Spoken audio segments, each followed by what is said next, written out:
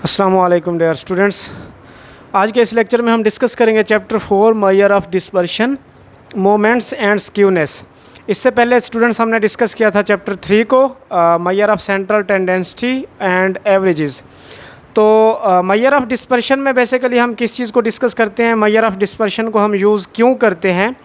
जब भी आपके पास जो गिवन डेटा होता है, जो उसकी वैल्यूज़ होती हैं, अगर उनके दरमियान आपके पास बहुत ज़्यादा गैप आ जाता है तो उस गैप को ख़त्म करने के लिए हम बेसिकली क्या करते हैं, मेजर ऑफ डिस्पर्शन को यूज़ करते हैं। उसके लिए कुछ मेजर ऑफ डिस्पर्शन की जो इम्पोर्टेंट प्रॉपर्टीज़ हैं, सबसे पहले ये होता है कि आपके पास अगर जो गिवन ऑब्जर्वेशन है वो इक्वल हैं तो आपके पास जो मेजर ऑफ डिस्पर्शन होती है वो ज़ीरो होती है। इसी तरह मेजर ऑफ डिस्पर्शन जो ओरिजिन के इंडिपेंडेंट होती है।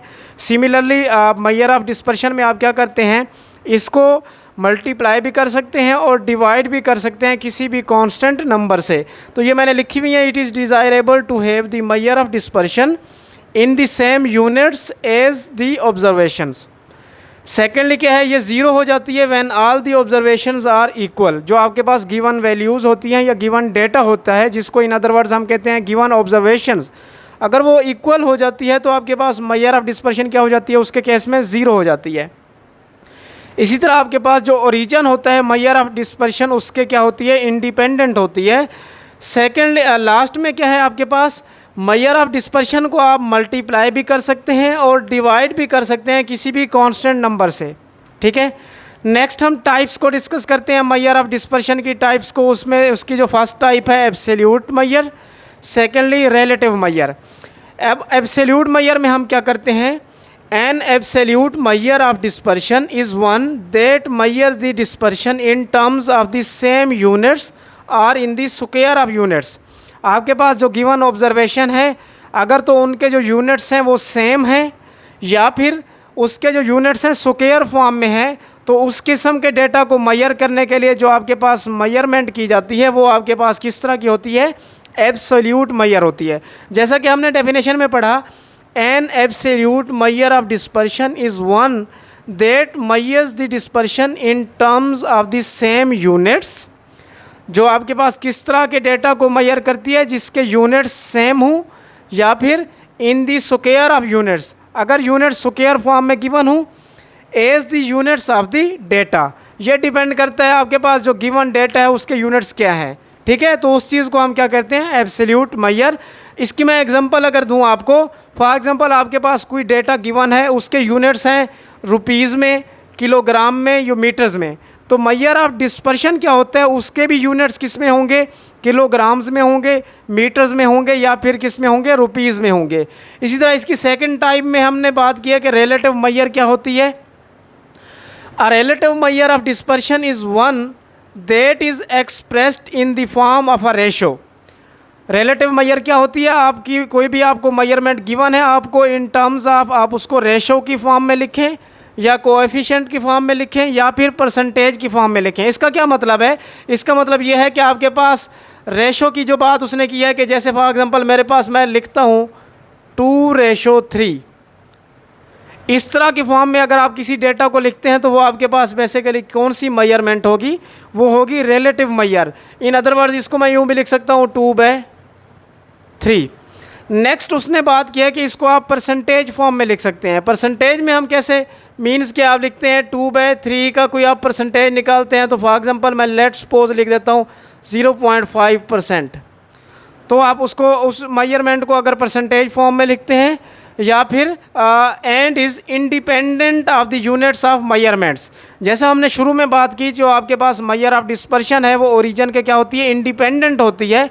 यहाँ पे भी हमने ये बात की कि जो आपके पास independent of the units of measurements होने चाहिए, जिस डेटा को आप उसको रेशो फॉर्म में लिख रहे हैं या आप उसको परसेंटेज फॉर्म में लिख रहे हैं या फिर आप उसको कोएफिशिएंट फॉर्म में लिख रहे हैं, तो इस चीज़ को हम क्या बोलते हैं, रिलेटिव मेजर।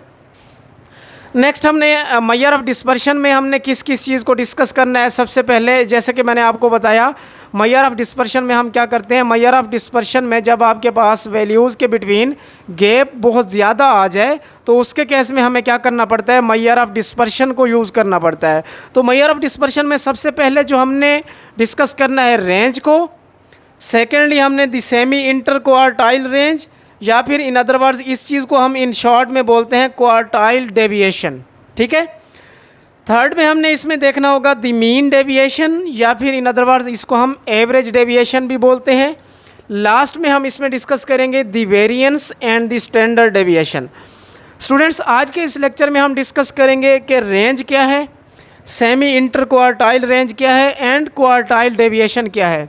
सबसे पहले हम रेंज की बात करते हैं। तो जो रेंज होती है आपके पास जो गिवन डेटा होगा, फॉर एग्जांपल आपके पास आप 5 स्टूडेंट्स हैं क्लास में, तो आपकी स्टूडेंट्स में आपके मैथमेटिक्स में मार्क्स हैं, किसी के 15 हैं, किसी के 20 हैं, किसी के 25 हैं, किसी के 30 हैं, ठीक है। तो हमने अगर उनकी रेंज निकालनी हो, आपको कहे तो रेंज आप कैसे निकालेंगे? उसमें रेंज निकालने का तरीका यह है कि आपके सबसे पहले जिस स्टूडेंट्स के हाईएस्ट मार्क्स होंगे वो, और जिस स्टूडेंट्स के सबसे कम मार्क्स होंगे वो। तो हमने रेंज कैसे निकालनी है? हाईएस्ट मार्क्स में से स्मॉलेस्ट मार्क्स, जिसके कम मार्क्स हैं वो माइनस करेंगे तो हमें क्या मिलेगी? रेंज मिलेगी। तो इसकी प्रॉपर डेफिनेशन मैं यहाँ पे लिखता हूँ। तो रेंज हमारे पास बेसिकली क्या होती है? रेंज होती है the difference between the largest value minus smallest value. तो उस चीज़ को हम बेसिकली क्या बोलते हैं? रेंज बोलते हैं। तो रेंज को हम डिफाइन करते हैं, the range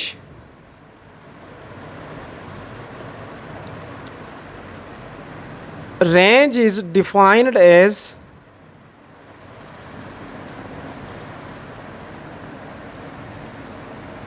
the difference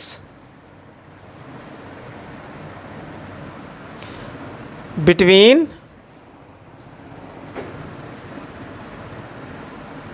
the largest, या इसको मैं ये कह लूँ the maximum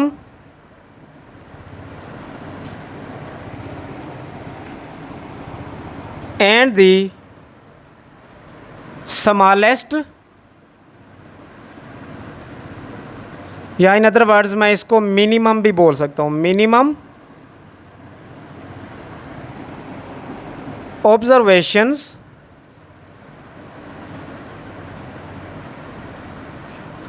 in the data set in a set of data। Mathematically हम रेंज को रिप्रेजेंट करते हैं R से। यहाँ पे मैं अगर लिख दूँ x m minus x nought. अब मैथमेटिकली अगर आप इसको नोट करें, जो डेफिनेशन मैंने पढ़ी है, range is define as the difference between the largest और maximum value and the smallest या फिर minimum value in the observation of the given data. जो आपके पास गिवन डेटा होगा उसमें मैक्सिमम वैल्यू में से आप माइनस कर दें मिनिमम वैल्यू को, तो वो आपको क्या देगा? रेंज देगा। ये बेसिकली आपके पास एक्स एम मीन्स मैक्सिमम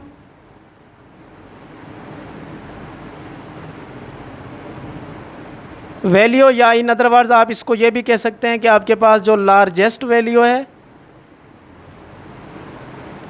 और एक्स नॉट मीन के मिनिमम वैल्यू,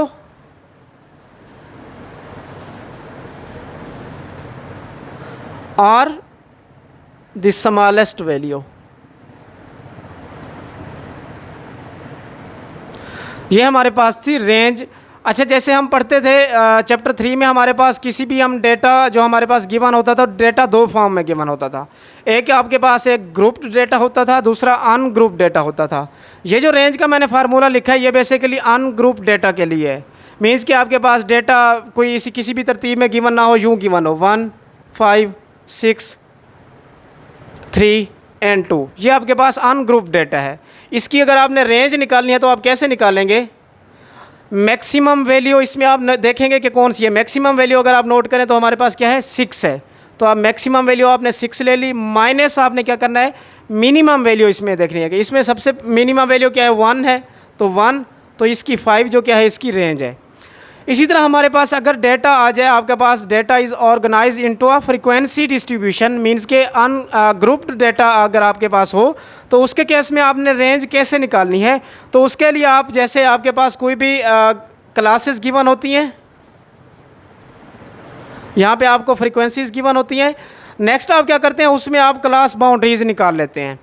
क्लास बाउंड्रीज़ में आपके पास जौन सा इंटरवल आपके पास उसकी लिमिट्स जो होंगी, अपर क्लास बाउंड्री की आपने हाईएस्ट लिमिट लेनी है, इसी तरह लोअर क्लास लिमिट की आपने लोअर लिमिट लेनी है। तो उन दोनों का जो डिफरेंस होगा वो आपका जो रेंज बताएगा, किसी भी ग्रुप्ड डेटा के लिए आपको उसकी रेंज मिलेगी। ठीक है, तो इसके हम नेक्स्ट एग्जांपल भी करते हैं।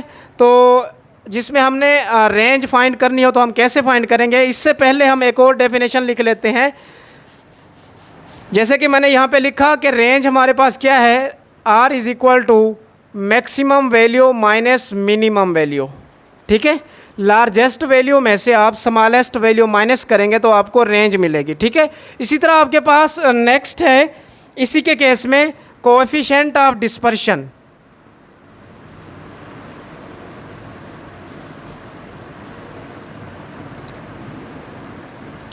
ये क्या होता है, ये बेसिकली आपके पास जो रेंज है x m minus x nought over x m plus x nought अगर करते हैं तो आपको क्या मिलेगा, कोएफिशिएंट ऑफ डिस्पर्शन मिलेगा।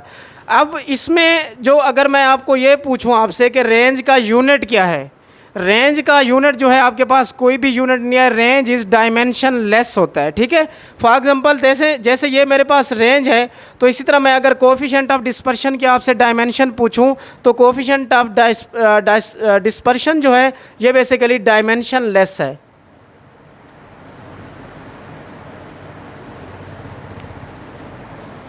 प्योरली डायमेंशन लेस है, इसकी कोई डायमेंशन नहीं है। अब हम कोई एक एग्जांपल करते हैं जिसमें हमने रेंज फाइंड करनी होगी और कोएफिशिएंट ऑफ डिस्पर्शन को फाइंड करना होगा। तो उसकी एग्जांपल हम देखते हैं। एग्जांपल है हमारे पास 4.1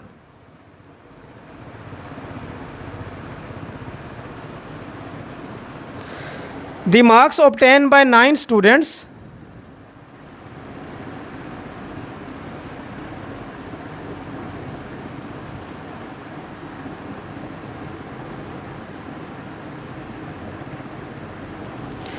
उनके मार्क्स कुछ यूँ हैं 45, 37, 32, 46, 39, 36, 41, 48 एंड 36। हमने क्या फाइंड करना है, हमने इसकी रेंज बतानी है एंड कोएफिशिएंट ऑफ रेंज बतानी है। इन शॉर्ट मैं इसको यूँ लिख देता हूँ। ठीक है, तो अब आपको इसकी डेफिनेशन का पता हो कि रेंज में हम क्या करते हैं, आपके पास रेंज में जो गिवन डेटा है 9 स्टूडेंट्स के जो गिवन मार्क्स हैं, आपने क्या करना है, उनमें रेंज के लिए आपको चाहिए उसकी largest value minus smallest value. तो इसमें आप सबसे पहले ये देखेंगे कि लार्जेस्ट वैल्यू क्या है। तो इसकी अगर मैं रेंज फाइंड करना चाहूँ,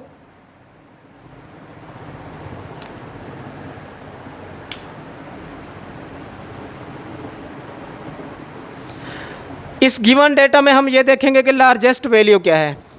तो इसमें अगर आप नोट करें तो आपके पास जो लार्जेस्ट वैल्यू है वो है 48, माइनस हम क्या करते हैं, स्मॉलेस्ट वैल्यू इसी गिवन डेटा में। तो इस गिवन डेटा में अगर आप नोट करें तो स्मॉलेस्ट वैल्यू जो है वो है आपके पास 32।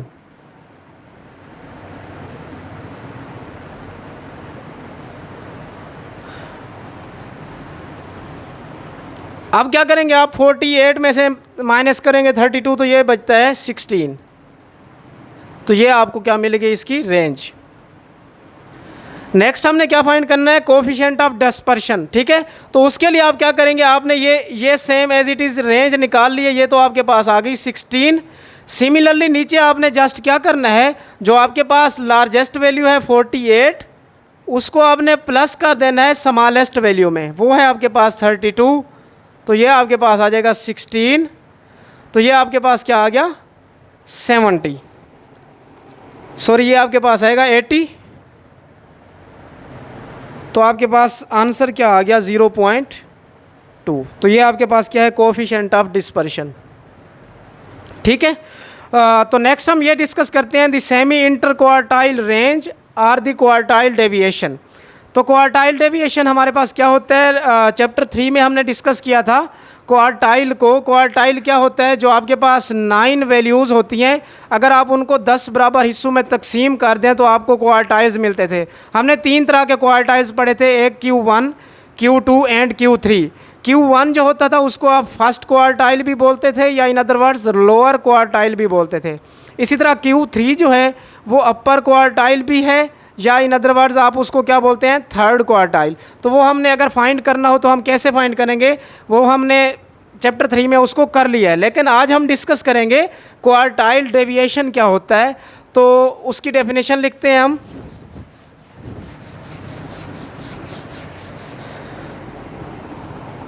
क्वार्टाइल डेविएशन या inter quartile range is a measure of डिफरेंशन defined by quartile deviation is defined by the difference between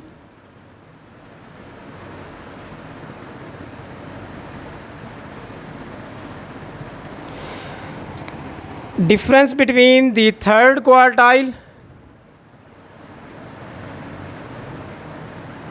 third and first quartile।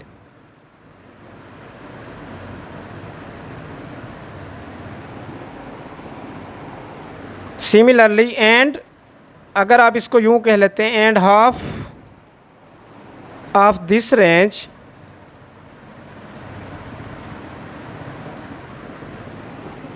is called the semi inter quartile range, या in short हमने इसको क्या नाम दिया हुआ है, are quartile deviation.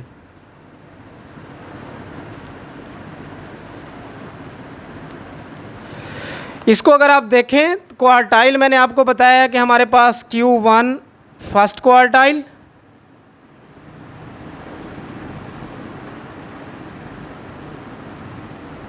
Q2 median जिसको भी हम बोलते हैं, इसी तरह Q3 जो है वो है आपके पास थर्ड क्वार्टाइल।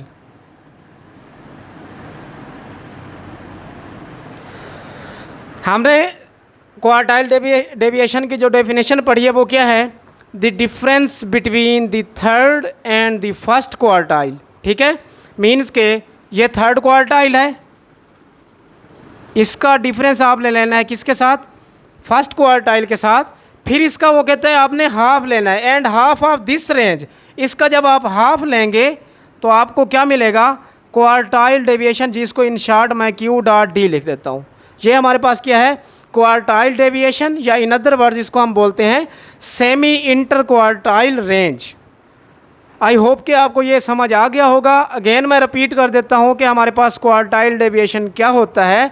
आपके पास फर्स्ट क्वार्टाइल है, थर्ड क्वार्टाइल है, जो डिफरेंस है थर्ड क्वार्टाइल और फर्स्ट क्वार्टाइल के बिटवीन, और उसका अगर हम हाफ कर लें तो वो आपके पास क्या बनता है, आपको क्वार्टाइल डेविएशन मिलता है। तो इंशाल्लाह नेक्स्ट लेक्चर में हम क्वार्टाइल डेविएशन की एग्जांपल को भी डिस्कस करेंगे, और नेक्स्ट लेक्चर में हम मीन डेविएशन को, या फिर इन अदर वर्ड्स इसको हम एवरेज डेविएशन बोलते हैं, इसको हम डिस्कस करेंगे, और इसकी हम एग्जांपल भी करेंगे किसी भी ग्रुप्ड डेटा के लिए और किसी भी अनग्रुप्ड डेटा के लिए।